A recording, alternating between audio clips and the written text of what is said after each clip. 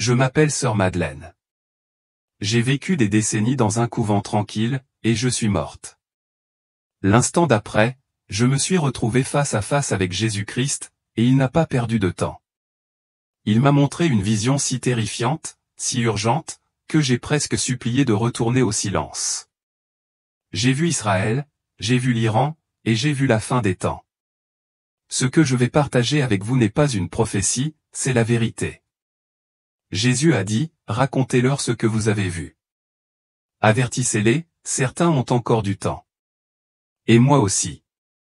Aujourd'hui, je vais vous expliquer exactement ce qu'il m'a montré, chaque détail, chaque mot, chaque visage dans la foule en délire alors que le ciel s'assombrissait. Avant de commencer, laissez un commentaire indiquant où vous écoutez, et je prierai pour vous. Ou, si cela vous a interpellé, écrivez simplement « Amen ». Tout a commencé un après-midi de mai. J'étais dans ma petite chambre, sentant mon corps faiblir après des jours de jeûne et de prière. J'ignorais que c'était mes derniers instants sur terre. Je ne sais pas comment le décrire, mais mon corps a soudainement cessé de me faire mal. Un instant plus tard, j'étais allongé là, tous mes os me faisaient mal, la respiration haletante après tant de jours de sacrifice. Puis, comme si j'enlevais une vieille chemise déchirée, mon corps s'est senti léger, comme porté par une brise tiède. La douleur, la lourdeur, tout avait disparu. J'entendis mon cœur battre pour la dernière fois lentement, prudemment, comme un tambour qui s'éteint. Mon dernier souffle fut doux, léger. J'avais toujours pensé que la mort serait effrayante, vous savez, mais là, c'était doux comme sortir d'une pièce exiguë pour prendre l'air. Je baissai les yeux et me vis, mon corps toujours allongé sur le lit, pâle et immobile. Les sœurs étaient rassemblées autour d'elle, le visage baigné de larmes, les mains serrées sur leur chapelet. Sœur Marie sanglotait en m'appelant par mon nom, Madeleine, Madeleine. Mais leur douleur ne me touchait plus. C'était étrange, presque comme regarder un film. Je me suis éloigné, me demandant, c'était comme ça? Leurs voix ont commencé à s'estomper, leurs cris se fondant dans un murmure lointain. La chambre, le couvent, le monde, tout s'est évanoui. Et puis, le silence. Mais pas un silence vide. Ce silence était vivant, vous savez? Il respirait, palpitait de quelque chose que je ne pouvais nommer ou quelque chose de chaleureux et de complet. Je n'avais pas peur. Pour la première fois depuis longtemps, je n'avais pas peur. Une paix profonde et inébranlable m'enveloppait comme une couverture. J'étais juste là, à attendre. Et puis je l'ai senti, une attraction, douce mais indéniable, comme un courant m'attirant vers un endroit où j'avais toujours rêvé d'être. Je ne savais pas ce qui allait arriver, mais je savais que c'était immense, plus immense que tout ce que j'avais jamais connu. Puis je l'ai vu, une lumière, d'abord faible, comme une étoile au loin. Elle a grandi, s'est propagée rapidement, non pas aveuglante, mais vivante. La lumière n'était pas seulement autour de moi, elle était en moi, à travers moi, comme si j'y étais immergé. Chaque cellule, chaque parcelle de mon être, mon âme, je suppose l'absorbait. Ce n'était pas seulement de la lumière, c'était la paix, c'était la vérité. Je le savais au plus profond de moi. Il n'y avait ni peur, ni question, juste un sentiment irrésistible d'être chez moi. J'avançais maintenant ou peut-être pas, c'était difficile à dire. La lumière s'intensifiait, mais elle ne me faisait jamais mal aux yeux. C'était comme regarder un feu qui vous réchauffe sans vous brûler. Je n'étais pas seul, je me sentais soutenu, guidé. Et puis j'ai senti ta présence, juste à l'extérieur du cœur de lumière. Mon cœur bondit non pas de peur, mais d'émerveillement. Je savais qui m'attendait, je le connaissais depuis toujours, mais pas comme ça, pas au cœur de la lumière. Une silhouette apparut, sainte, forte et pourtant douce. Mes genoux auraient cédé si j'avais encore un corps.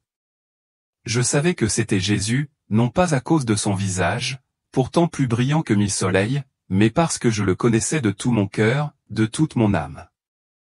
Et puis son amour s'est précipité en moi immense, infini, couvrant toutes mes peurs.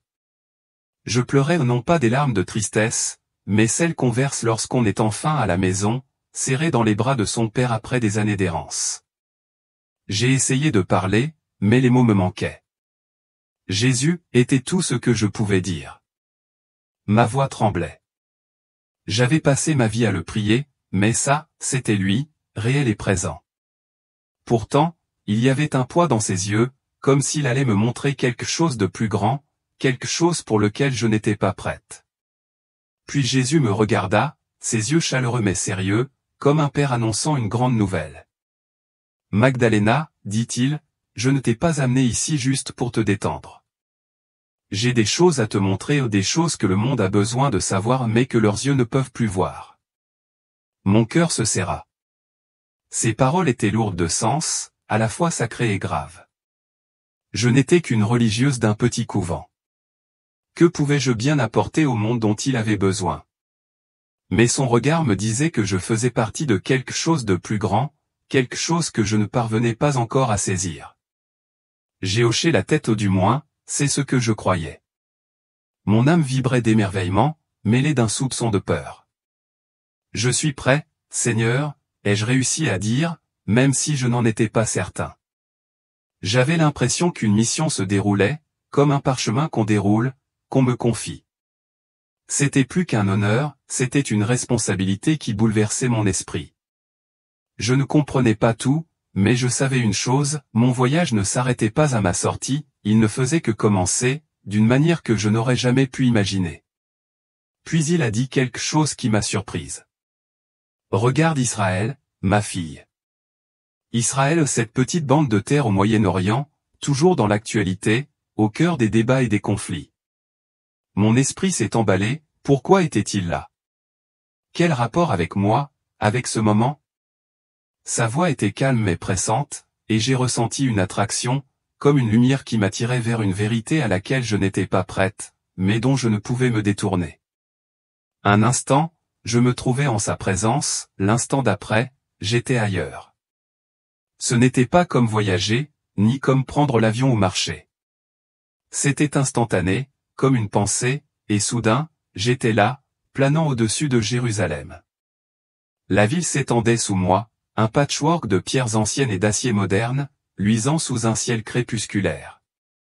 Mais ce n'était pas la Jérusalem que l'on voit dans les brochures touristiques.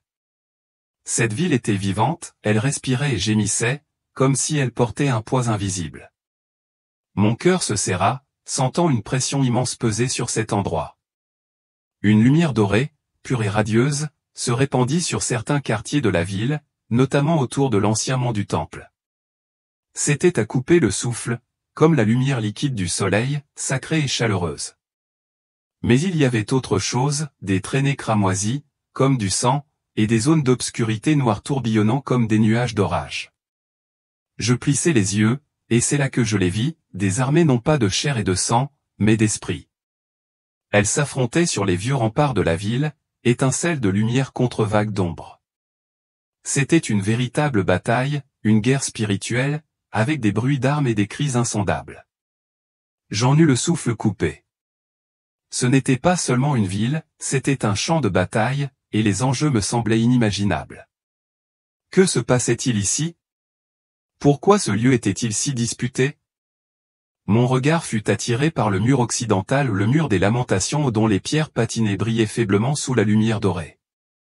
Je les vis, des milliers, peut-être des millions d'âmes, des siècles passés à nos jours, pressés contre le mur, leurs prières s'élevant comme de l'encens. L'air résonnait de leur voix, un cœur d'espoir et de chagrin. J'entendis leurs cris. Leurs murmures, leurs supplications résonnent à travers les siècles. Ce ne sont pas que des mots, c'est le poids d'un peuple qui a connu trop de souffrances, trop de pertes, et qui pourtant s'accroche encore à l'espoir. Ma poitrine me fait mal, comme si je portais moi-même leur chagrin. Jésus se tient à mes côtés, sa présence est ferme, mais sa voix est basse et pesante. Ils attendent toujours, Madeleine. Beaucoup ne m'ont pas reconnu comme leur Messie, mais ma promesse à Abraham, Isaac et Jacob tient bon. Mon alliance avec ce peuple est éternelle. Ces paroles me pénètrent profondément, et soudain, des images envahissent mon esprit. Je vois Abraham quitter son foyer, confiant en un Dieu qu'il connaissait à peine. Je vois Moïse séparer la mer Rouge, menant une nation vers la liberté. Je vois David, un jeune homme armé d'une fronde, abattre un géant.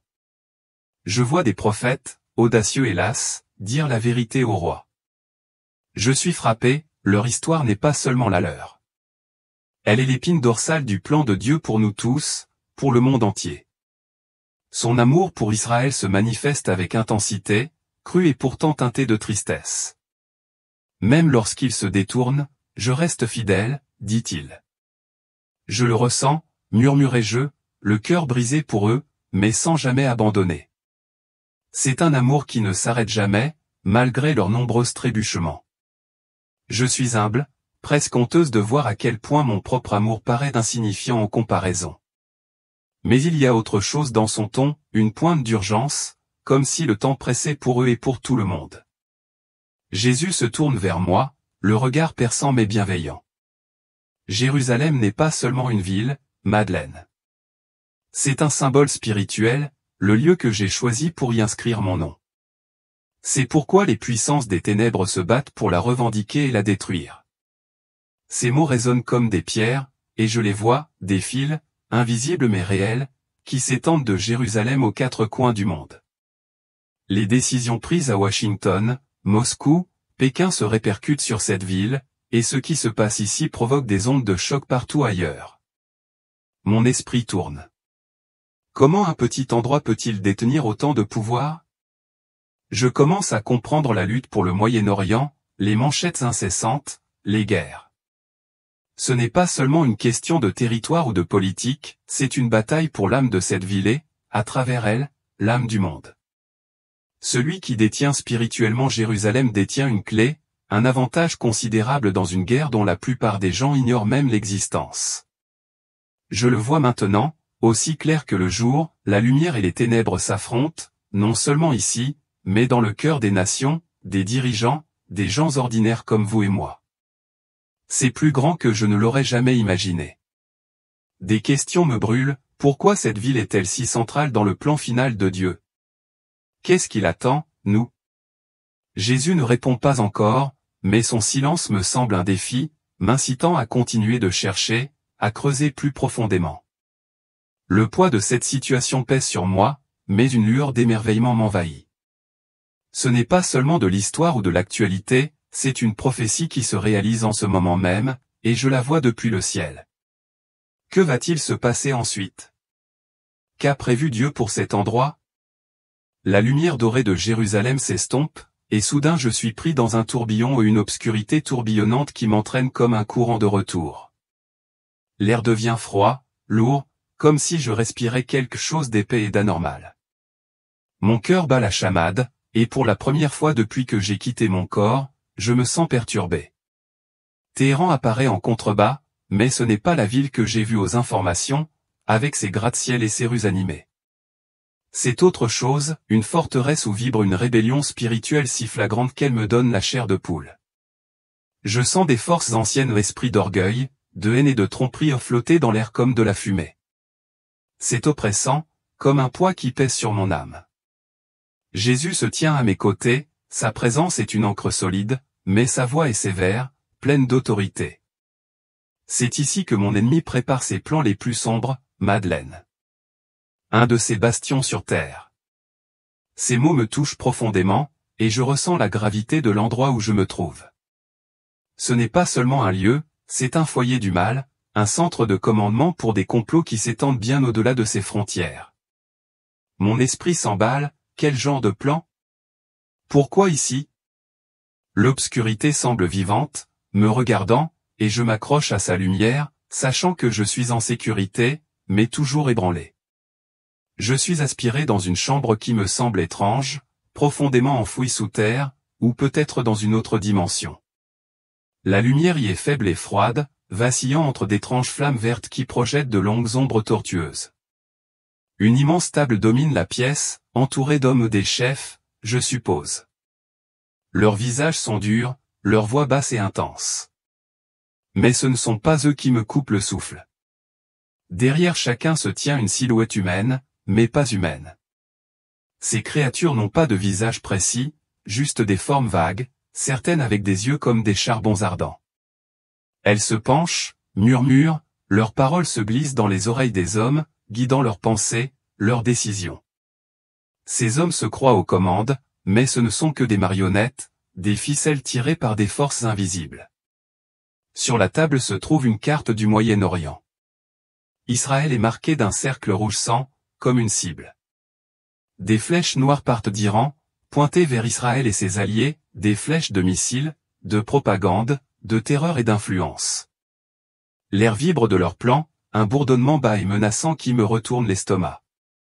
Ils complotent la destruction, non seulement d'une nation, mais de quelque chose de plus grand, de sacré.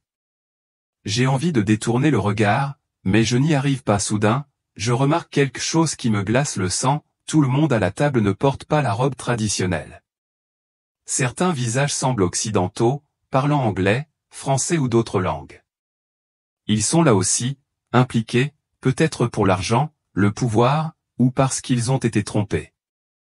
Mon cœur se serre. Ce n'est pas seulement le complot d'une nation, c'est un réseau qui attire des gens venus d'endroits que je n'aurais jamais soupçonnés. L'ampleur du phénomène, la trahison, c'est bouleversant. Quelle est la profondeur de cette obscurité? Qui d'autre est pris dans ces ténèbres? Jésus parle, sa voix tranchant l'air oppressant comme une lame, leurs plans vont au-delà des armes, Madeleine. Ils cherchent à diviser le monde, à attiser la haine contre mon peuple, Israël, et ceux qui me suivent.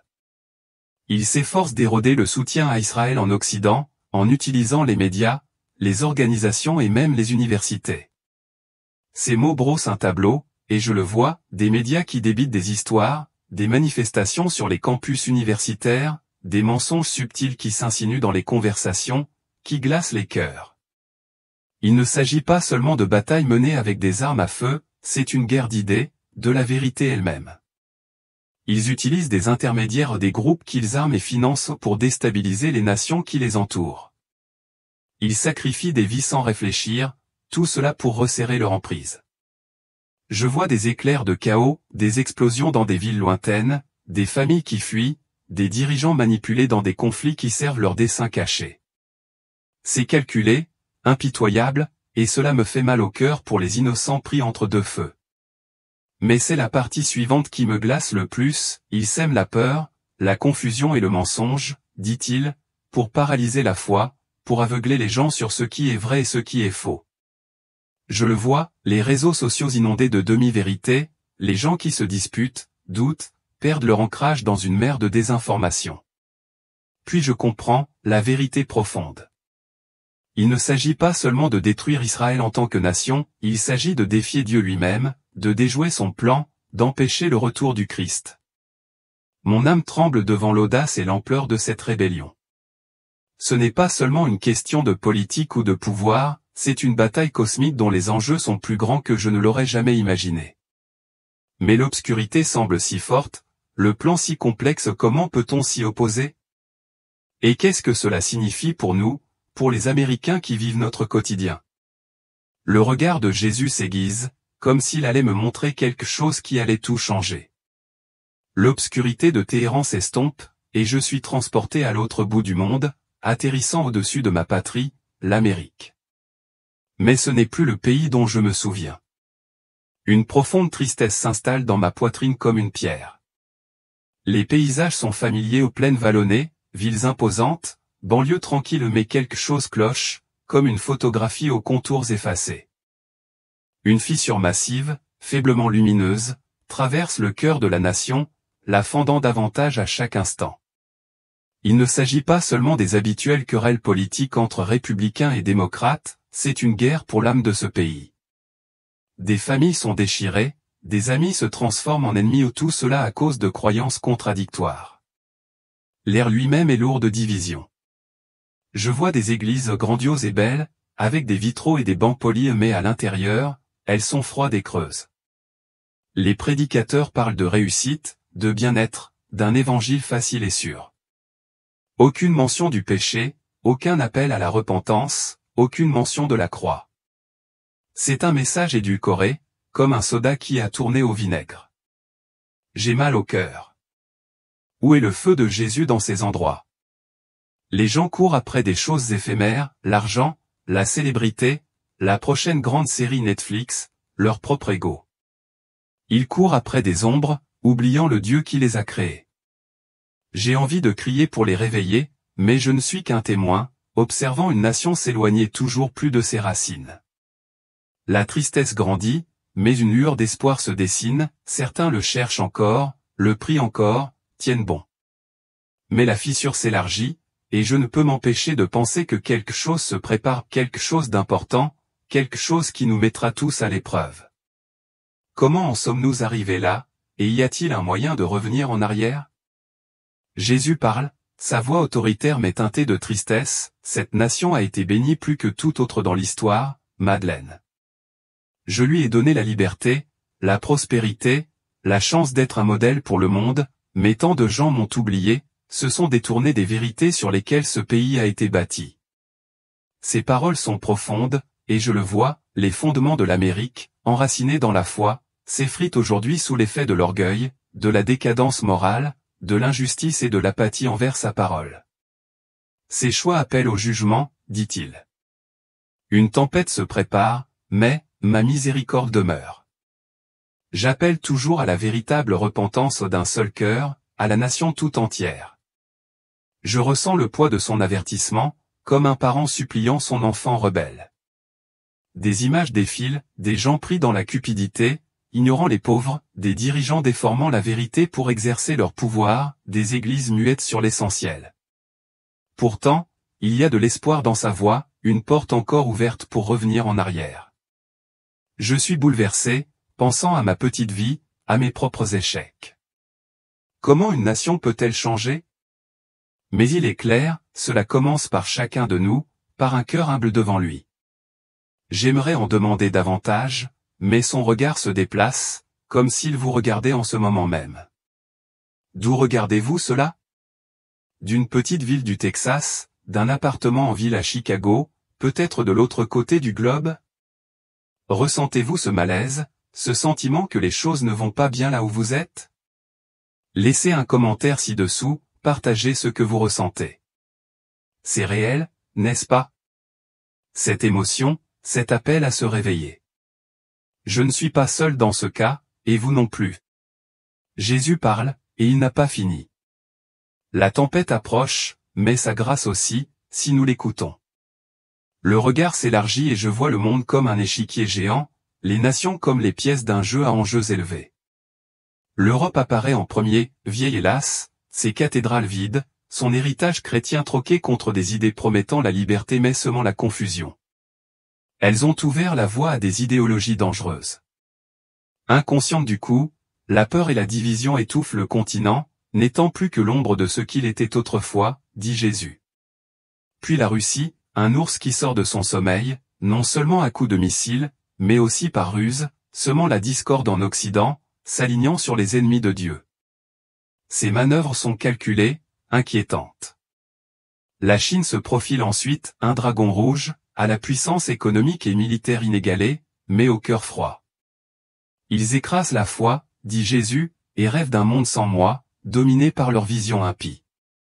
Je vois des croyants cachés, priant à voix basse, traqués pour leur amour pour lui. C'est effrayant, l'ampleur de leur ambition, les liens invisibles qui unissent ces nations. Décision, alliance, trahison, tout cela fait partie d'un plan plus vaste. Rien n'est dû au hasard. Mon ennemi prépare son combat final, dit Jésus, mais j'avance par l'intermédiaire de mes fidèles. Mon cœur s'emballe. Le monde semble vaciller, prêt à basculer dans le chaos, prophéties bibliques, guerre, rumeurs de guerre, nation en plein essor. Comme un brouillard qui s'installe au pas sombre, mais lourd obscurcissant le chemin vers lui. Sa voix me traverse à nouveau les pensées, c'est leur faute, Jane, pas la mienne. J'attends, mais le temps du tri a commencé. Mon âme souffre. Je pense à ma propre vie, j'ignore les appels de Sarah, j'ignore ce verset. J'étais si près d'être l'une d'elles. La vision ne s'atténue pas. J'en vois quelques-uns qui cherchent encore, leur lumière vacillante, luttant pour le trouver dans la brume. Ce n'est pas impossible, mais c'est difficile ou plus difficile qu'avant juin. Ils ont besoin d'aide, de quelqu'un pour les guider. Mais qui? Mon cœur bat la chamade, et je sens son regard non pas insistant, mais pressant, c'est pour ça que je suis là, n'est-ce pas? Pour les avertir, pour les aider, pour les guider. Cette vision m'attire plus profondément, et maintenant je les vois, des gens qui se réveillent, mais trop tard. Juin est passé, et le monde semble différent, comme une pièce où les lumières auraient été tamisées. J'observe un homme d'une trentaine d'années, assis dans sa voiture devant un bar, les mains agrippées au volant, le visage pâle, les yeux écarquillés comme s'il venait de réaliser qu'il lui manquait quelque chose. Il murmure, « Qu'est-ce qui ne va pas chez moi ?» et tente de prier, mais ses mots semblent bloqués, heurtant le plafond. Sa lumière est faible, vacillante, et les ombres autour de lui se font plus denses. Il a peur, et moi aussi. Il y a une femme dans un café, qui consulte les pages de son téléphone. Son café est froid. Elle s'arrête sur un article sur la foi, l'espace d'un instant, son regard s'adoucit, comme si elle se souvenait de quelque chose, mais son visage se tord et elle s'éloigne en marmonnant, trop tard pour ça. Ses mains tremblent tandis qu'elle sirote son verre, et je sens son vide, un trou qu'elle ne peut nommer. Elle prie intérieurement, « Seigneur, es-tu là ?» mais c'est comme crier dans le vide. La connexion qu'elle aurait pu ressentir avant juin est faible, noyée dans une lourdeur qu'elle ne comprend pas. Partout, c'est pareil, un adolescent à un arrêt de bus, le regard fixé sur le ciel, murmurant « J'aurais dû écouter ». Un père dans une épicerie, figé dans un rayon, le caddie à moitié plein, le cœur battant la chamade, une panique inexplicable. Ils tendent la main, désespérés, mais c'est plus difficile maintenant, comme essayer d'entendre un murmure dans un ouragan. Leurs prières ne sont pas exaucées par le silence, mais par un faible écho, un rappel de ce qu'ils ont ignoré. Si seulement j'avais écouté, pense-t-il sans cesse. Le regret est un poids écrasant, et je le ressens aussi, comme une pierre dans ma poitrine. J'ai envie de crier, continue d'essayer. Il est toujours là, mais je regarde mon âme se briser pour eux. Sa présence est avec moi, ferme mais pleine de tristesse. Ils sentent le changement, Jane, mais beaucoup ne le franchiront pas, sa voix est douce mais porteuse de vérité, la porte n'est pas fermée, mais elle est étroite, et le chemin est escarpé. Ces gens ne sont pas damnés, pas encore, mais ils sont perdus dans leur propre choix, dans les murs qu'ils ont construits brique par brique. Je vois une femme agenouillée dans sa chambre, sanglotant, je suis désolé, mais son cœur est si lourd de doute qu'elle ne le sent pas. Ce n'est pas qu'il soit parti, son amour est toujours là, je le sais, mais ils se sont enfouis sous des années de « pas maintenant » et de « peut-être plus tard ». La vision me montre d'autres foules se déplaçant plus vite, à la poursuite de distractions, mais certaines s'arrêtent, hantées par ce nouveau vide. Elles ne sont pas toutes perdues. Quelques-unes continuent de chercher, leur lumière faible mais tenace, mais le prix est désormais élevé, l'effort immense. Je ressens l'urgence de l'ombre de June. Son regard se pose sur moi, et je sais que cela fait partie de mon message, avertir, implorer avant que d'autres cœurs ne se pétrifient. Puis la vision change, et je vois ceux qui ont fait leur choix avant que la situation ne devienne si difficile. Je les vois maintenant, leur lumière stable, brillante comme des lanternes dans la tempête. Ils ne sont pas parfaits, ils sont juste ancrés. Il y a une femme dans un petit appartement, sa Bible ouverte sur la table, le visage serein tandis qu'elle prie. Dehors, le monde bourdonne aux sirènes, alerte météo annonçant une nouvelle tempête, mais elle se tient sur la terre ferme tandis que tout le reste tremble. Sa lumière ne vacille pas, elle est forte, ancrée. Je vois un homme dans une quincaillerie, aidant un inconnu à porter des sacs jusqu'à sa voiture. Son sourire est simple, sincère. Il ne prêche pas, mais sa gentillesse rayonne, et l'inconnu marque une pause, ressentant quelque chose qu'il ne peut nommer. Il y a une famille dans un salon, main dans la main, priant ensemble. Leurs voix sont douces mais assurées. La télévision est éteinte, le chaos du monde est atténué. Ils n'ont pas peur, pas vraiment. Ils sont soutenus, guidés, comme s'ils avaient un bouclier invisible. La vie est toujours dure, mais ils ont une paix qui n'a pas de sens dans un monde qui s'effondre. Ces gens-là sont différents. Un enseignant glisse un mot à un élève en difficulté, des mots pleins d'espoir. Dans une salle d'urgence bondée, une infirmière murmure une prière pour un patient, son toucher doux malgré le chaos. Leur lumière se connecte comme des étoiles formant une constellation, et je réalise qu'ils ne font pas que survivre, ils brillent. D'autres le remarquent, un collègue cynique demande à l'infirmière, « Comment fais-tu pour rester aussi calme ?» Un enfant s'attarde après le cours, curieux de connaître la foi de l'enseignant. Ces lueurs sont des phares, attirant les perdus, les paniqués, ceux qui se réveillent trop tard. Sa présence résonne à nouveau, douce mais claire, ils m'ont choisi, Jane, et je suis leur refuge. Il n'y a aucune fierté dans sa voix, juste la vérité. Ils traversent la tempête, mais ils ne sont pas seuls. Je vois de véritables tempêtes faire rage autour d'eux, inondations, panne d'électricité, foule en colère, mais ces gens avancent avec détermination, comme s'ils savaient où ils allaient. Ils ne sont ni bruyants ni ostentatoires, ils sont constants, et cette constance est une bouée de sauvetage. Un homme partage son déjeuner avec un sans-abri, dont les yeux s'emplissent de larmes comme s'il entrevoyait quelque chose de plus grand. Une femme chante un cantique dans sa voiture, et un passant s'arrête, attiré par la mélodie. Mon âme vibre. Ce sont ceux qui ont écouté, qui ont dit oui avant que Jules ne rende les choses difficiles. Ils ne sont pas seulement en sécurité, ils sont l'espoir, la preuve vivante que le choix de Dieu est important. Je repense à ma propre vie, à la façon dont j'ai ignoré ces murmures, et je suis reconnaissante d'être ici maintenant, à voir cela. Mais la vision n'est pas terminée. Son regard est posé sur moi, et je le sens, il y a encore beaucoup à montrer, beaucoup à comprendre sur ce qui va se passer ensuite, sur le monde après June. Le contraste entre ces lumières et les ombres que j'ai vues auparavant est saisissant, et je sais que ce qui vient les mettra tous à l'épreuve. Mon cœur est prêt, ou du moins prêt à ce qu'il s'apprête à révéler. La vision s'assombrit, non pas en lumière, mais en ressenti, comme une tempête qui s'annonce. Après juin, le monde semble à vif, déchiqueté, comme une blessure laissée sans soin. Je vois des villes en proie au chaos, pas seulement des manifestations, mais une profonde agitation, des gens qui s'entretuent pour tout et pour rien. Les ombres s'y accrochent plus denses maintenant, vivantes, nourries de colère, d'avidité et de peur. Des voix douces comme du miel promettent paix et unité. Les foules applaudissent, les écrans affichent leurs visages, les dirigeants s'inclinent devant eux. Mais je vois au-delà de l'éclat, leurs yeux sont froids, calculateurs. Ce sont de faux bergers, des loups déguisés en agneaux. Voici l'Antéchrist. Sous l'influence de Satan, il trompe par de faux miracles, influençant même certains élus s'ils ne sont pas vigilants. La technologie réseaux sociaux, IAO devient son porte-voix, débitant des mensonges et bâtissant un culte autour de lui. Les algorithmes alimentent la division, la vérité est noyée dans le bruit. De fausses images, de fausses voix et de faux miracles dupent des millions de personnes. L'économie bascule, plus d'argent liquide, juste des transactions numériques. Chaque mouvement est enregistré.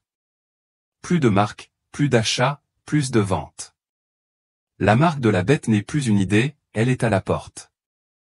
La voix de Jésus se fait pressante, l'humanité a fabriqué ses outils, pensant maîtriser la création, mais Satan s'en servira pour enchaîner les âmes à la destruction. Le monde s'emballe, pris dans ses filets de tromperie. L'Église, dernier espoir de l'humanité, se trouve à la croisée des chemins, résistera-t-elle ou sera-t-elle emportée par ce flot de trahison? Mon cœur bat la chamade, la peur se mêlant à un espoir désespéré. Sa présence est constante, mais son silence m'incite à voir, à avertir, à prier. Qu'est-ce qui peut arrêter cela? Reste-t-il la force de résister? Le monde s'efface, et l'Église me apparaît non pas un bâtiment, mais le corps universel du Christ. C'est comme une grande cathédrale antique, majestueuse et imposante, mais tremblante sous un violent tremblement de terre. La pourriture intérieure a fissuré ses murs, des fissures en toile d'araignée ont parcouru le dôme causé par les compromis, la peur du rejet et la trahison de la parole de Dieu. Certains services restent bondés, les programmes impeccables, mais l'intérieur est creux. La présence du Saint-Esprit est faible, comme une bougie dans un courant d'air. Des responsables en robe raffinée prononcent des paroles doucereuses, mais leurs yeux sont vides du feu de Dieu. Ce sont des artistes, pas des bergers. Le troupeau erre, avide de vérité, mais nourri d'enseignements creux et réconfortants, sans sacrifice. Je vois des mercenaires de faux bergers prêcher un évangile sans puissance. Pas de croix, pas de repentance, pas d'avertissement du jugement. Tout est question de richesse et de facilité. Les brebis meurent de faim, et les loups se glissent parmi elles, semant le doute et la division. Ils attaquent les vrais bergers qui disent des vérités dures, tandis que les mercenaires restent inactifs, bien à l'abri dans leur retranchement. L'angoisse de Jésus m'envahit, une douleur si profonde qu'on dirait que son cœur se brise. Ces brebis bien-aimées sont abandonnées, trompées, déchirées par des prédateurs. Puis il détourne doucement mon regard, regarde, Madeleine. Je les vois, un petit reste, mais inébranlable. Moqués comme extrémistes, isolés, ils l'aiment pourtant de tout leur cœur, de toute leur âme et de toute leur force. Ils sont magnifiques. Je vois des groupes de croyants cachés dans des maisons, des sous-sols, des forêts partout où ils peuvent se rassembler. Leurs prières sont ferventes, leurs larmes coulent à flots. Ils implorent le réveil de l'Église, le salut des perdus. Ils dévorent les Écritures comme leur seule nourriture, leur seule carte. Leur amour les uns pour les autres est chaleureux et sincère. Je vois des pasteurs, privés de titres et de fonds, prêcher pourtant la parole de Dieu dans son intégralité sans crainte. Ce sont ces soldats en première ligne. Et puis les gens ordinaires, les mères priant pour leurs enfants endormis, les pères enseignant la vérité à table, les jeunes choisissant la sainteté plutôt que les modes, les anciens fidèles jusqu'à leur dernier souffle. Jésus dit, ils sont le sel de la terre, la lumière du monde, même si personne ne s'en aperçoit. Ils vivent une vie pure et aimante dans un monde en décomposition. Leur foi silencieuse est un phare. Et June alluma la mèche. Ceux qui brillent ou ceux qui ont choisi avant en ressortent avec éclat. Une femme partage sa dernière miche de pain avec un voisin, la lumière allumée. Un homme sort un inconnu d'un immeuble effondré, priant tout en travaillant. Mais ils ne sont pas insensibles, la faim les hante, la peur s'insinue. Pourtant, ils tiennent bon, leur paix, une défiance silencieuse face au chaos. Les êtres cachés, eux, se défont. Accumulant, volant, hurlant, leurs ombres sont si épaisses qu'on dirait qu'ils s'y noient. Sa présence, cet amour inébranlable, parle à travers la tempête. C'est le feu, Jane, dit-il, décrivant les conséquences des choix, mais aussi l'occasion de se tourner. Sa voix est ferme, non accusatrice, mais claire. Le monde est bâti sur le sable, et maintenant il tremble. Pourtant, même maintenant, je les appelle. Je sens mon cœur souffrir pour ceux qui sont perdus dans les décombres, j'aspire à ce qu'ils lèvent les yeux. Ces catastrophes ne sont pas seulement une punition, elles sont un miroir de ce qui arrive lorsque l'humanité se détourne de la vérité. Mais elles sont aussi une porte, une dernière chance de se réveiller et de faire un autre choix. J'observe une famille blottie dans un abri, le visage émacié mais les mains jointes en prière. Leur lumière s'affaiblit mais devient réelle, comme s'ils le trouvaient dans les cendres.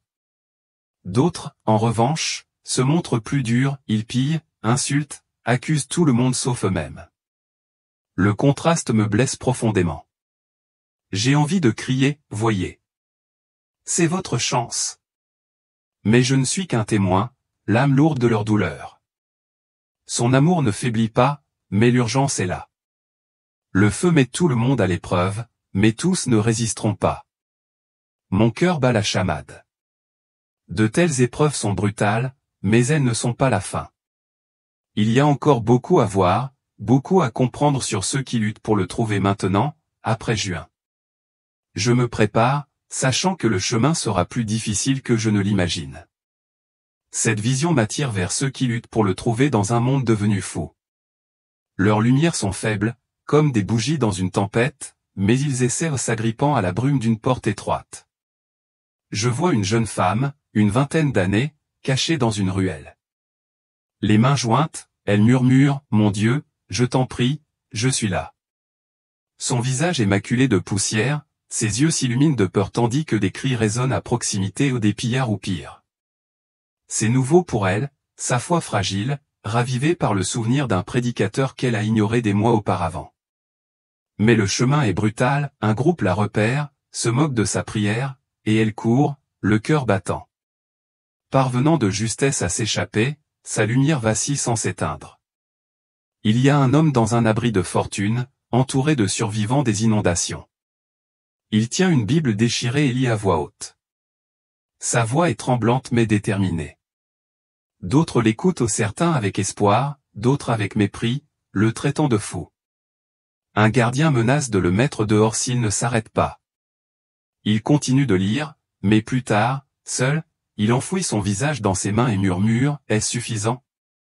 Sa lumière grandit, mais elle lui coûte cher, chaque mot qu'il prononce attire des regards noirs, des menaces, et même un poing sur sa mâchoire. Trouver Dieu aujourd'hui n'est pas seulement difficile, c'est aussi un combat contre un monde qui est la lumière. La persécution est omniprésente. Un adolescent s'agenouille dans une cour d'école, priant en silence, pour finalement être repoussé par une foule qui scande des insultes.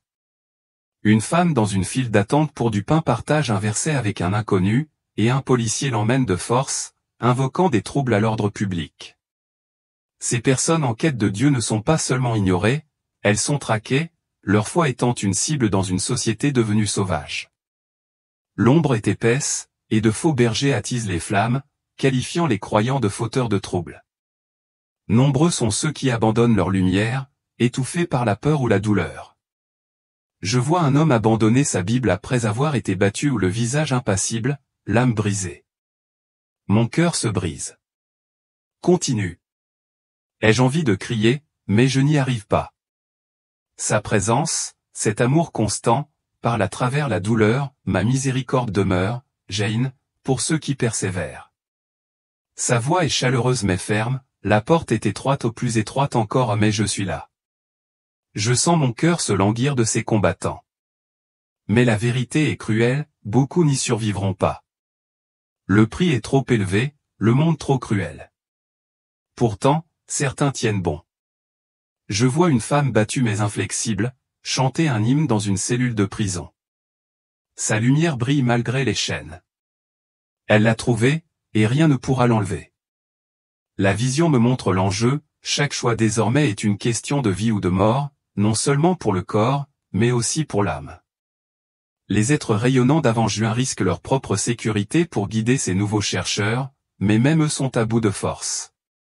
Son regard se pose sur moi, et je sais que cela fait partie de ma mission, avertir, montrer le prix de l'attente.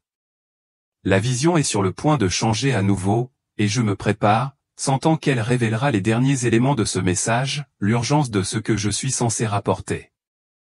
La vision s'estompe, et je suis de retour en sa présence, un amour radieux plus fort que jamais. Il n'y a plus que nous, plus de chaos ni de lumière scintillante. Juste lui, son essence comme un feu qui réchauffe sans brûler. Je sens son regard, non pas des yeux, mais un regard entendu, perçant et pourtant tendre, comme s'il voyait chaque recoin de mon âme. Il n'y a pas de jugement, seulement un amour si profond qu'il me donne envie de pleurer. Jane, dit-il à sa voix, non pas sonore, mais sincère, pénétrant en moi, tu as vu, tu comprends. Mon cœur tremble. Retourne, dit-il, doux mais pressant. Dis-leur que je les aime. Dis-leur que le temps presse, que le choix est plus difficile après juin. Ces mots sont chargés non pas de peur, mais de désir, comme un parent suppliant un enfant errant, mon cœur souffre pour eux, Jane. Ils doivent savoir. Je pense à ceux qui sont dans l'ombre les perdus, ceux qui se battent trop tard et mon âme souffre aussi. Pour moi, la femme qui a fui la foi et couru après des choses vaines, sa confiance en moi est inébranlable. Tu es ma Jane, semble-t-il dire. Je ne le ressens pas, mais je ressens une chaleur non seulement autour de moi, mais aussi en moi, comme s'il déversait quelque chose en moi, la paix, la force, un courage que je n'avais jamais eu. Tu n'es pas seul, dit-il, et c'est une promesse solide comme la pierre. Je suis toujours avec toi. Ma peur, ce doute persistant quant à l'avenir, fond sous ces paroles. Tu n'es pas seulement une messagère, tu es à moi, et cela suffit. Tes paroles atteindront ceux qui ont des oreilles pour entendre. Je vois des éclairs de visage des inconnus, peut-être des amis qui écoutent, leur lumière s'allumant. Ce n'est pas tout le monde, mais c'est suffisant. Je voudrais rester ici, enveloppé de cet amour pour toujours, mais son urgence me touche, le monde attend, Jane. Vas-y, son amour ne s'estompe pas, mais change, comme s'il me préparait à le ramener. J'acquiesce ou mon âme acquiesce prête mais bouleversée. Le poids de juin, la porte qui se rétrécit, les perdus où tout cela m'appartient, mais sa paix me maintient en équilibre dans la tempête. Une nouvelle vision s'ouvre à mes yeux, de la poussière dans l'air, de minuscules points à peine visibles. Tandis que ma vue s'habitue, je réalise que ce sont des lumières d'innombrables points lumineux, des milliards dispersés sur la terre. Ils scintillent et scintillent comme des lucioles au plus profond de la nuit, s'élevant vers le ciel dans une danse silencieuse et radieuse. Ils sont petits, mais chacun vibre d'une lumière si pure, si intense, qu'elle transperce l'obscurité comme une lame d'espoir. Je regarde, le souffle coupé, et dans ce silence sacré, j'entends ma propre voix demander, à peine plus aucun murmure, « Qu'est-ce que c'est, Seigneur ?» Jésus tourne son regard vers moi où des yeux emplis d'une miséricorde infinie et d'une profonde tristesse et répond d'une voix qui enveloppe mon cœur comme un baume apaisant, « Voici les prières de mes saints, Madeleine. » Chacune est le cri d'un cœur qui a osé croire même brisé. Ce sont des louanges chantées les lèvres tremblantes, offertes dans les lits d'hôpital et sur les champs de bataille, dans les cuisines et les cellules de prison. Ce sont des supplications murmurées à travers les larmes, des confessions prononcées dans la honte, des déclarations de foi criées dans le silence. Ce sont les offrandes de l'invisible, de l'inaudible, de l'inconnu et pourtant le ciel écoute. Mon cœur se gonfle, à la fois brisé et exalté, submergé par la beauté et la puissance qui émanent de ces lumières. Les larmes me montent aux yeux. Puis je vois un vieil homme dans une maison de retraite, la colonne vertébrale courbée par le temps, les mains tremblantes, serrant sa Bible usée. Ses lèvres bougent lentement, chaque mot est une prière gravée de douleur et de persévérance. Je vois une mère assise seule dans sa cuisine, l'horloge clignotant trop vite, le visage baigné de larmes tandis qu'elle supplie Dieu de ramener son fils prodigue à la maison, de briser les chaînes avant qu'il ne soit trop tard. Je vois des prisonniers enfermés pour leur foi ou des hommes et des femmes dont la voix est devenue rauque à force de crier et de chanter, élevant des hymnes à travers des barreaux rouillés. Leur chant ne monte pas jusqu'au plafond, mais les traverse. Je vois de petits groupes blottis dans les salons, la lueur des bougies vacillantes, les têtes baissées, imparfaits mais sincères. Certains prient malgré le cancer, d'autres malgré la trahison, d'autres encore sans rien d'autre que le silence et la volonté de croire malgré tout. Ceux-ci, dit Jésus, sont mes guerriers méconnus. Et lorsqu'il prononce ce mot au guerrier, quelque chose en moi tremble. Je n'aurais jamais utilisé ce mot. Il semblait fragile, caché, faible même, mais maintenant je le vois, je le ressens. Le monde spirituel tremble autour de leurs prières. Les ténèbres reculent. L'ennemi ne craint ni les grands discours ni le bruit, mais ceux-ci cette fois silencieuses, cachées, qui refusent de mourir. C'est ce qui terrifie l'enfer. Je suis stupéfait, des gens ordinaires vivent des vies ordinaires, et pourtant leurs prières murmurées, baignées de larmes, parfois pleines de doutes ont remporté des guerres invisibles, déplacé des forteresses, retenu des inondations. Je me demande combien de batailles ont été remportées non par des rois ou des prédicateurs, mais par une veuve à genoux, combien de réveils sont nés en silence, combien de vies ont été sauvées non par des sermons, mais par un cri désespéré à minuit. À quoi servent encore ces prières, demandai-je en tremblant. Jésus sourit, mais ce n'est pas qu'un sourire, c'est le regard d'un roi qui sait quelque chose que l'ennemi voudrait que vous ne découvriez jamais. Sa voix est assurée, pleine de feu, ils peuvent tout changer. Jésus m'attire à lui, me serrant contre lui comme un berger serrant son agneau tremblant. Son regard brûle d'amour et d'urgence, veille, dit-il. Soudain, le voile se lève, et je vois l'impact de la prière, non seulement théorique, mais concret, réécrivant le cours de l'histoire. Une ville moderne d'Occident apparaît, grouillante d'activité, inconsciente du danger qui coule sous sa surface. Un complot terroriste se trame dans l'ombre. Les plans sont finalisés, les armes rassemblées, l'heure approche. Mais quelque part au loin, dans une pièce silencieuse éclairée par une lampe vacillante, un petit groupe de croyants se met à prier. Ils ignorent pourquoi ou pas de nouvelles de dernière minute, pas de menace visible mais le Saint-Esprit a touché leur cœur d'un fardeau inébranlable, et ils obéissent. Ils crient en langue, gémissent en intercession, leurs paroles s'élevant comme des flèches trempées dans le feu, filant dans le royaume spirituel. Dans le monde invisible, leurs prières forment un mur de feu à un pare-feu divin. Et au dernier moment, alors que le mal est sur le point de frapper, le plan s'effondre, démasquage, arrestation, dysfonctionnement du matériel, confusion dans le camp ennemi. L'attaque est stoppée. Ces croyants ne sauront jamais, de ce côté-ci de l'éternité, ce que leur obéissance a accompli, mais le ciel le sait et maintenant, je le sais aussi. Jésus détourne à nouveau mon regard. Je vois un dirigeant sévère assis dans un bureau majestueux, la plume posée sur un décret destiné à écraser les chrétiens, des lois interdisant les rassemblements, saisissant les églises, réduisant au silence les prédicateurs. Sa signature est à quelques centimètres du papier. Mais dans ce même pays, les croyants sont à genoux, jeûnant pendant des jours. Leurs corps sont faibles, mais leurs esprits sont en feu. Certains ne parlent pas couramment la langue, d'autres sont malades, d'autres encore sont totalement inconnus, mais le ciel les entend. Cette nuit-là même, un rêve perturbe le sommeil du dirigeant, un scandale éclate dans les médias, où ses conseillers se retournent contre lui. D'un seul coup, son pouvoir s'effondre. La loi n'est jamais votée. Aucun titre ne rapporte la prière qui la sous-tend, mais Jésus, lui, la mentionne. Puis, un ouragan déferle sur l'océan monstrueux, furieux et vise une côte vulnérable. Je sens l'effroi monter parmi les gens en contrebas. Mais soudain, je les vois, des grands-mères en pleurs dans leurs prières, des enfants serrant leur Bible, des églises se donnant la main à la lueur des bougies.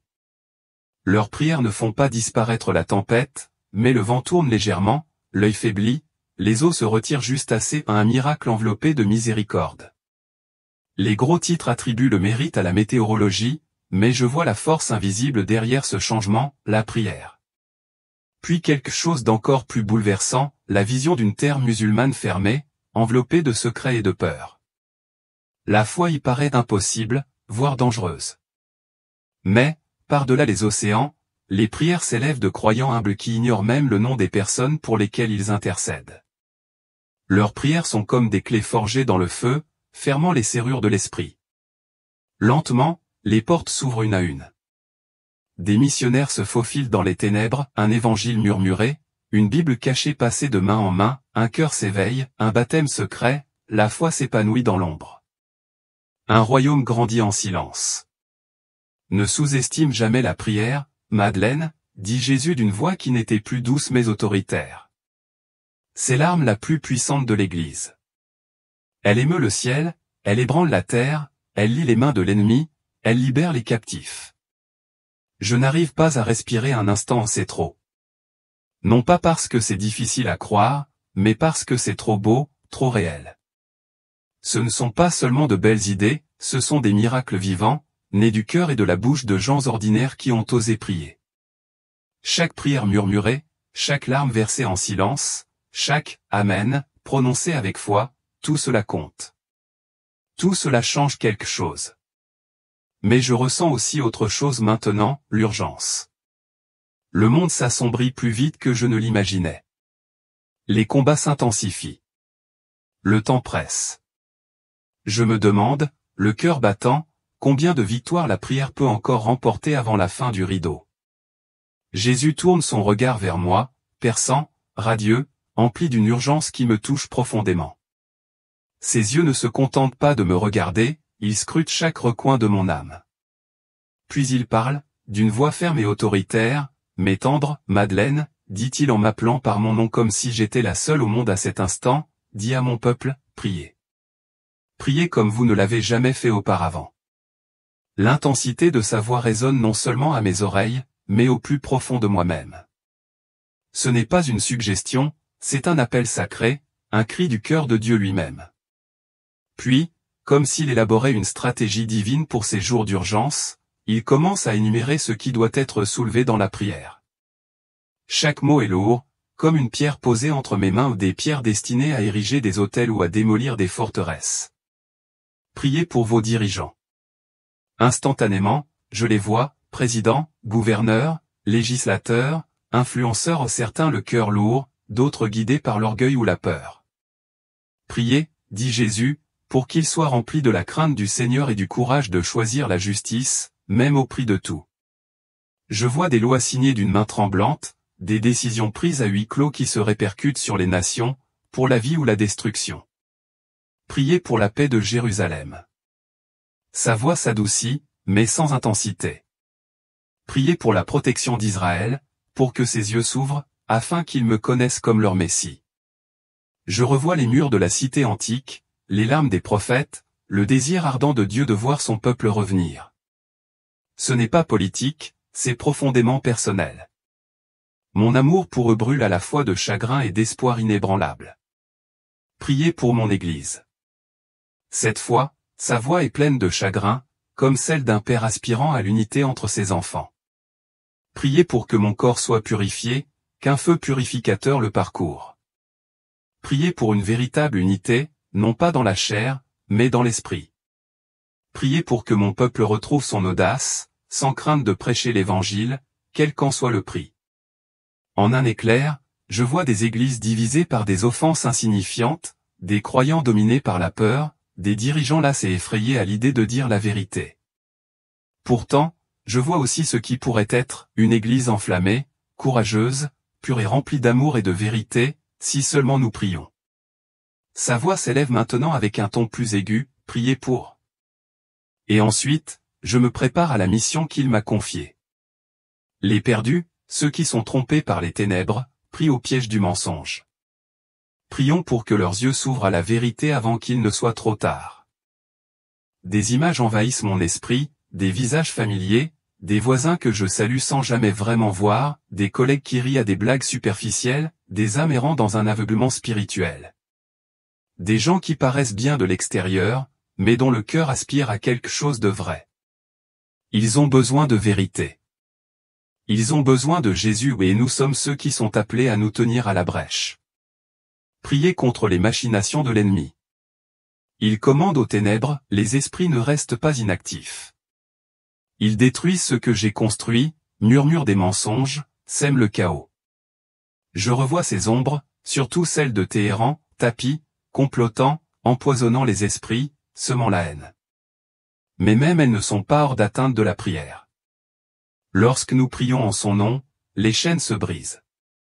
Jésus marque une pause, et je ressens le poids de l'instant. Puis il reprend la parole, cette fois d'une voix à la fois douce comme un murmure et forte comme le tonnerre. Le temps presse. Ces trois mots m'ont frappé comme une vague. Ce n'est pas de la peur que je ressens, mais une lucidité, le temps presse, l'urgence du moment. Chaque prière compte. Chaque instant compte.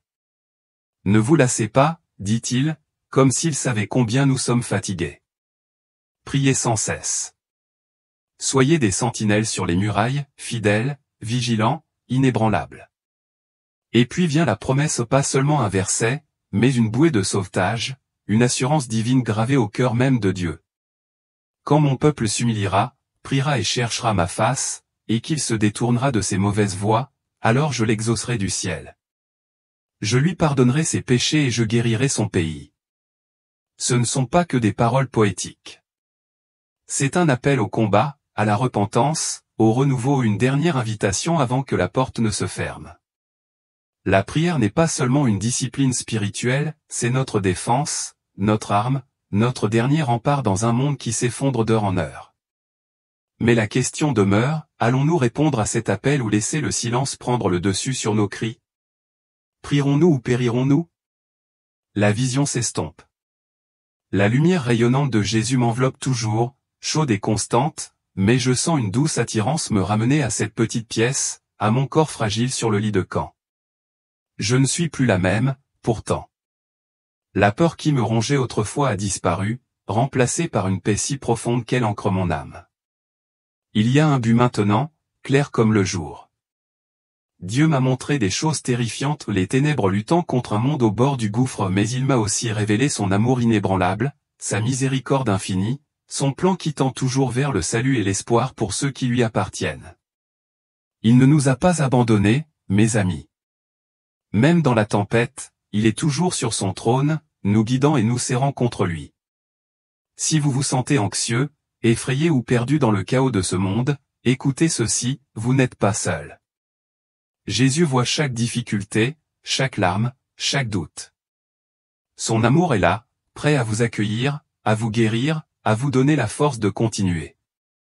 N'ayez pas peur de votre propre cheminement. Faites-lui confiance.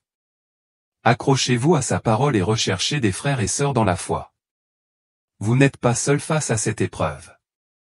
Il est avec vous, tout comme ceux qui l'aiment. Que sa vérité soit votre ancre lorsque tout le reste vacille. Peut-être que mon histoire a réveillé quelque chose au plus profond de toi, comme un murmure du Saint-Esprit. Ne le repousse pas, ouvre ton cœur.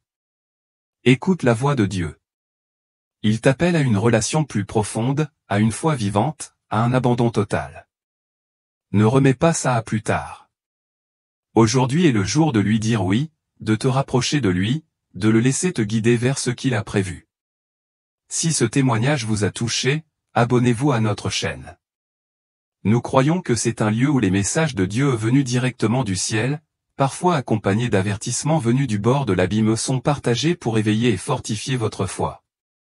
D'autres histoires puissantes vous attendent, d'autres vérités à découvrir. Merci de votre écoute et de votre présence. Que la paix de Dieu repose sur vous maintenant.